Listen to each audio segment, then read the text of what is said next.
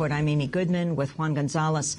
Our guest right now in Spain is Johan Galtung. He's a Norwegian sociologist, principal founder of Peace and Conflict Studies, author of the book The Fall of the U.S. Empire and Then What? We're talking about this issue of how to stop these kind of attacks in the future. And then following up on Juan's question, your second answer, Johan Galtung. His ideology. Okay, we have to go into it, and it doesn't help anything, as I said, to call him a terrorist. We have to try to understand him. So I identify three features very quickly. Point one, a civil war in Europe between deep Christianity, which he sees essentially as Catholic, and Islam. And the civil war has been going on and is going on. Point two, Islam is penetrating on a road greased by multiculturalism, tolerance. And key proponents of this tolerance are the builders of that road, which he finds in what he calls cultural Marxism and social democracy. And point three, debate is impossible. You cannot enter Norwegian democracy and have a debate about this, because people are deaf and dumb. The Islamists, as he calls and would refer to all Muslims, will not listen. They are just pursuing their cause. In other words, the only possible response, horrible as it is violence, terrible but necessary. There you have three features. And that makes me immediately ask the question, what does it remind me of? And I have one simple answer and one horrifying answer. Let me take the simple answer first. It reminds me of Nazism. There is a civil war in Europe between Jews and Aryans. That's a very basic tenet of Hitlerism, Nazism, and the Jews are of two kinds, the Bolshevik Jews in Moscow and the plutocratic money Jews in London. Point two, there is something greasing the way for them, and that is miscegenation, racial mixing, marriages between Jews and Aryans, the worst crime imaginable. And point three, these people have their mindset. There is no dialogue possible. The only thing one can do is to expel them. You might even reward them for expelling them. And if not, the alternative is to execute them. Now, that last point was picked up by Breivik. I don't think that he had it from Nazism, but his idea was that each Muslim family in Norway should be paid 25,000 euro to leave back to their own country. And if they rejected that, the alternative was execution. Exactly the same as the Nazis did under the famous transfer agreement early in the 1930s, when 60,000 Zionist German Jews were given not only the permission but encouraged to leave for Palestine. Well, I can call this ideology neo-fascism, and it's an updating, where instead of being anti-Semitic, it's anti-Islam, and instead of miscegenation being the phantasma, it's multiculturalism. So Breivik talks culture, where the Nazis talked race. But otherwise, the similarity is almost point to point. But you see then, and again you ask the question, what does it remind you of? There is a horrifying answer, which will be very difficult for Norway to process. This is exactly the ideology of the Washington-led attack on Muslim countries. There's a civil war in Europe. It's called Clash of Civilizations. The idea that came from the Princeton professor Bernard Lewis and was taken by Samuel Huntington's publisher and put as title of his book, and I think wrongly attributed to Sam. But that doesn't matter. That's a small detail. The road is greased by failed states and by local groups taking command of failed states, so that in these failed states, the local groups, be that Taliban, Hamas, Hezbollah, Al-Qaeda, these groups can launch decisive attacks on the Christian Western mainland, and particularly in the U.S.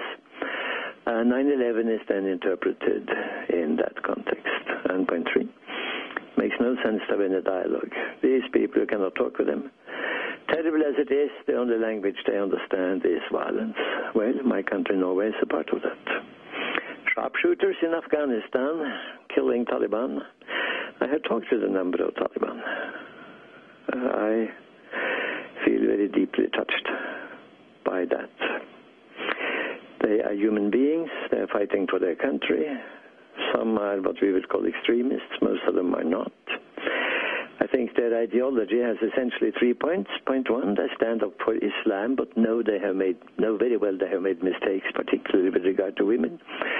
Point two, they hate Kabul as the landing platform for foreign invaders, and they hate being invaded. I have no difficulty accepting those 3 points. I have great difficulties where I cannot. I simply reject the Norwegian government signing up with the U.S. effort to try to quench what they see as a rebellion with people with whom they cannot talk.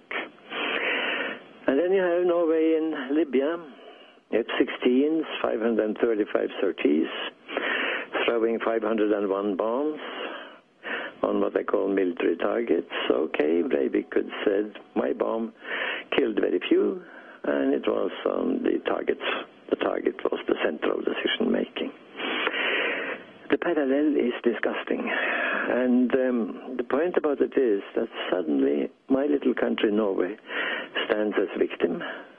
We are mourning today. There are beautiful ceremonies, and I must reach out to the Prime Minister saying his words are extremely well chosen. He does it beautifully.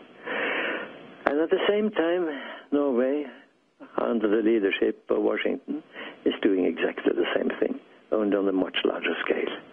Perpetrator, victim and perpetrator. Well, I hope my country will be able to process that. And I think the way to process it, there's only one road, and that is to point to positive openings, both in Norway, in Europe, and in the world. So as a mediator, I'm working on that, and have a couple of small things to say. We only have a few minutes to go, and I wanted to ask, you have said that you don't compare this to Timothy McVeigh blowing up the Oklahoma City building or to 9/11, but to the Nazis. Your father was captured, is that right? Held by the Nazis. That's correct. He was in concentration camp. That comparison that you make and those you reject. And then I'd like you to end by reading a portion of the letter from your granddaughter who was on the island when Breivik started shooting.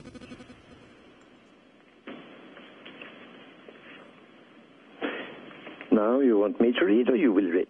No, if you would, but if you would just start by that comparison, that the ones you're rejecting to 9/11 and Timothy McVeigh, and the one you think is most appropriate. My granddaughter ends her letter to all her relatives, and I do not have her permission to circulate this in any detail, but she ends with a very important sentence. I want you all to know that if I haven't answered to all your expressions of compassion that I have been reading by now, it's because I have tried to think. And I have tried to think of one thing: how can we prevent movements like the movement Breivik participated in? I find that very wise, and the question is, what are the answers? Let me give one answer immediately. Challenge these people on the extreme right in debate. Get them out in public space, in the open, challenge them. Let me only say one thing: if you want to challenge them, you should have been well prepared. These people are well prepared. Don't underestimate them. Point one. This has to happen all over Europe. It is not a question of just identifying cells. It's a question of going to them personally, get them out, invite them into the best of our society, the open, free debate. But, and then comes the difficult point, it's difficult to do that unless you are willing to open for the same possibility in dialogues and debates with Taliban, Hamas, Hezbollah, Al-Qaeda. And I can only say, having done it, it's very, very easy. But you have to understand them. That doesn't mean you have to accept them, but you have to go your portion of the way. And I can add to that one point. The mourning today in Norway is in churches and in mosques. How about a joint ceremony? A joint ceremony would be beautiful. We haven't quite come to that stage yet, but we could be close. And the closest place in Europe would be the Mesquita in Cordova, which was a mosque and was destroyed partly. They were trying to make a cathedral, and now is some kind of mix. Where the Muslims in Spain have suggested to have, let us say, Muslim ceremonies on Fridays, Christian on Sundays, and I could add, how about joint ceremonies on Saturdays? It's been rejected by the local clergy. And then I turned my face on the map to Turkey. Okay, you had a big, big cathedral in Constantinople, and it was turned into a mosque. How about doing the same there? How about doing the same? We have Premier Erdogan in Turkey, Zapatero, and they have made the alliance of civilizations. What a fantastic symbol this would be. Leaving these rightists behind, saying, you're not a part of our history, you belong to the past. You belong to the past, come and join us in this endeavor. Talk with the Islamic people you are so afraid of, and you will find them 99.99%, very, very reasonable. Johan Galtung, we want to thank you very much for being with us. Norwegian sociologist, called the father of peace studies, author of the book, among others, The Fall of the U.S. Empire and Then What? His father was taken